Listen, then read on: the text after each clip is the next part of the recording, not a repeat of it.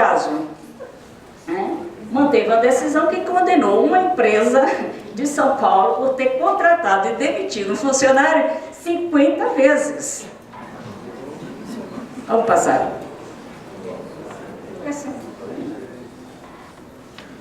Setor bancário. Uma trabalhadora recebeu ordem do seu gerente para que cumprisse as metas do banco de qualquer forma, ainda que fosse necessário a troca de favores sexuais com seus clientes.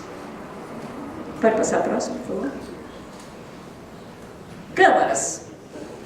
O fato de ter uma câmara, podemos dizer, a depender da categoria, pode ser até protetiva, mas ela, na maior parte das vezes, é invasiva, como foi lembrado ontem. Exemplo, esse caso aqui no Estado, na CIA. Uma supervisora foi filmada na câmara instalada no banheiro feminino. Qual o pretexto de se instalar uma câmera no banheiro feminino? Peças íntimas? Para ver se ela estava levando calcinha, sutiã? Pode passar a próxima. O outro, muito comum, nesse caso da NET, a trabalhadora era obrigada a fazer flexão de braços durante o serviço, na frente de todo, caso o coordenador comercial de sua área julgasse que ela cometeu algum erro. Punição? Isso não dá prazer a alguém? E vocês vejam mais como se institui a indiferença com o sofrimento do outro, se banaliza o sofrimento. Quem banaliza a violência é quem toma essas atitudes, não os trabalhadores. Pode passar a próxima, por favor? Ou esse caso, também aqui na região do McDonald's, em que o moço era obrigado a provar diferentes quantidades de refrigerante, de sanduíches, coisa tal, engorda e passa a ser alvo, entre aspas, de brincadeiras dos seus colegas. E que ele termina, não por fraqueza, mas termina adoecendo. Pode passar o próximo? Ou esse caso, em Curitiba, agente de trânsito chamada de mulher de programa pelos colegas de trabalho e virou motivo de chacota. Por quê? Porque um dia ela vai com a roupa mais curta, com o decote mais avançado. Ah, não pode. Há que interferir sempre no olhar, no andar, no vestimento do outro. E publicamente, ou seja, há uma intencionalidade aí, ou se não há, de ofender. Pode passar a próxima? Gestante demitida por justa causa. Ora, quando você faz a coligação de eu engravidar com o PLP, com a participação nos lucros e que eu perco, isso é uma punição? Porque uma gestante, ou aquela que dá luz, é punida nessas condições. Porque o cara é mau? Não, porque ela vai ficar afastada. Que vai ter que se contratar outra para o lugar dela, que vai ter um remanejamento. Trabalhador não pode adoecer. Não pode adoecer. Pode passar, gente? Banco também, né, através de uma terceirizada, né, a promotora de vendas era obrigada a trabalhar fantasiada e realizar performances, batendo palmas e gritando para chamar a atenção dos consumidores. Ela não foi contratada para isso. Então você leva o outro a ridículo, como se isso fizesse parte da ambientação de trabalho. Pode passar o outro. Também no Rio Grande do Sul, intencionalmente. Trabalhadora foi obrigada a imitar uma galinha cacarejando e batendo asas como represália pelo descumprimento de metas. Observe bem. Pode passar o outro. Philip Morris chamava em reuniões publicamente a um trabalhador de incompetente, de incapaz e tantas outras qualificações, de adjetivações, né? E ainda o qualificava como lixo. Por quê? Porque esse moço criticava, porque esse moço, segundo a empresa, não dava o esperado. Isso dá motivos para o outro, justifica o outro ser humilhado, ou o outro humilhar. Pode passar o próximo. Algo inusitado. Viação Andorinha, condenada pela justiça. Por quê? Porque o trabalhador era obrigado, na frente de todos os outros que estavam ali esperando o exame, a fazer um toque retal para ver se tinha ou não tinha hemorroida.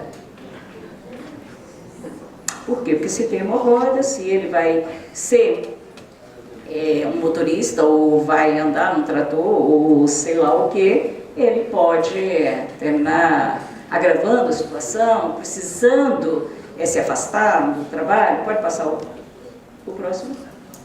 Essa empresa, infelizmente daqui não dá para me ler, mas essa empresa é campeã em abuso de poder. A segunda empresa mundial no âmbito da bebida. Então vocês veem ali, 2001 foi a primeira história no Nordeste, Bahia. Depois veio 2004, 2006, 2007, 2008, chegando em 2012. A prática do fraldão também foi usada nesse emprego, como ridicularização. Em todas as situações que vocês veem aí, é meta. Que meta? Meta de vendas. Pode passar? Até que o ano passado ela criou uma... já existia essas reuniões de motivação para estimular os trabalhadores a vender mais, dar mais produção. O que é que se fazia? Isso aqui perto, em Curitiba. Eles eram obrigados a ver garotas de programa, tirarem a sua roupa, a esfregar óleo naquele corpício. Isso, as reuniões aconteciam às 7 horas da manhã. Então o cara sonado, o cara se despertava a partir do momento que tinha que passar o óleo naqueles corpos, né? E quem não queria fazer isso era obrigado a assistir filme pornográfico, como uma forma de educá-lo para passar óleo na próxima reunião das garotas de programa. As garotas eram utilizadas como prêmio para incentivar o aumento de rendas. Quem batia as metas recebia para garota de programa. Então vocês observem, parece uma coisa simples, mas eu motivo os trabalhadores sexualmente que não podem satisfazer suas necessidades naquele instante, está longe de sua família, e vai colocar todo o seu desejo, toda a sua tesão na venda, na produção. Então há uma intencionalidade aí colocada quando se motiva através dessas práticas. Pode ir adiante. Em Varginhas, Minas Gerais, né, se dava, observe de novo, um mico estrela ao trabalhador que não batia as metas e um troféu superstar aos trabalhadores que batiam a meta, que ultrapassava a meta. Parece simples, parece motivo de riso, mas você imagina o trabalhador que recebeu aquele mico estrela, como se sente, mesmo tendo dado e feito o máximo possível, e aí leva determinadas práticas dentro do ambiente de trabalho, no setor bancário, que a gente poderia dizer meio esquisitas, como por exemplo, convencer um familiar a comprar um seguro para poder eu conseguir a meta, para poder eu ser demitido, mesmo que aquele familiar no mês seguinte, óbvio que isso é o comum, não continue pagando. Quer dizer, dando dinheiro ao banco pela ganância do banco. Pode passar adiante? Agora, recente essa aí, né? Empresas ligadas, Perdigão, Sadia e Batata. Trabalhadores eram obrigados a circular seminua entre setores da empresa e andar seminua na frente dos colegas. E a empresa dizia que era proteger os frangos que nós comíamos. Simples, proteger os frangos. Era tão simples quando dá uma roupa descartável para que essas moças adentrassem os seus armários, ao seu local de mudar roupa e fosse vestida de avental. Não é descartável? Não se pode gastar com isso, é muito gasto. Há que economizar? Então as mulheres podem sim até distrair os seus colegas homens quando passam de calcinha e sutiã. Pode passar adiante? Esse é um caso interessantíssimo. É uma moça estagiária que é assediada, né? Durante muito tempo ela resiste, passa a sofrer o assédio moral, ela resiste, continua no emprego, não pede demissão, porque aí há uma questão ao final que é forçar a pedir demissão, né? E essa moça ao final, o seu gerente manda fazer um ferro com a sigla do local onde ela trabalha e ferra o braço dela. E os argumentos são os mais variados. Afinal de contas, o corpo feminino pertence ao masculino, dentro da nossa cultura. Então pode-se fazer o que queira. Pode passar adiante? As consequências, o Álvaro, eu já vi aí, que eu já passei, vai falar, Mas esse trabalhador que sofre, que é imposto a esse sofrimento, vive, a gente poderia dizer, uma zona cinzenta. Uma zona em que ele vive de ameaças, passa a ter medos, nega a doença, e ele nos leva a uma situação muito mais dramática hoje que vivemos no trabalho, que é o absenteísmo. Se a gente teve uma política forte dos empresários contra o absenteísmo, 3 faltas estavam fora, uma falta por dia, algumas empresas não receberam o PLP, e aí lá vai as coligações, né, das avaliações, inclusive, né. Com o presenteísmo, as pessoas trabalham, sim, mas trabalham doentes, trabalham adoecidas. Pode passar adiante, por favor? Gera reação social, que eu não vou falar, esse é tema do Álvaro, pode passar adiante. Produz mal-estar em aquele indivíduo, homem ou mulher, que esteja sofrendo, causa danos psíquicos, por favor, e gera morte.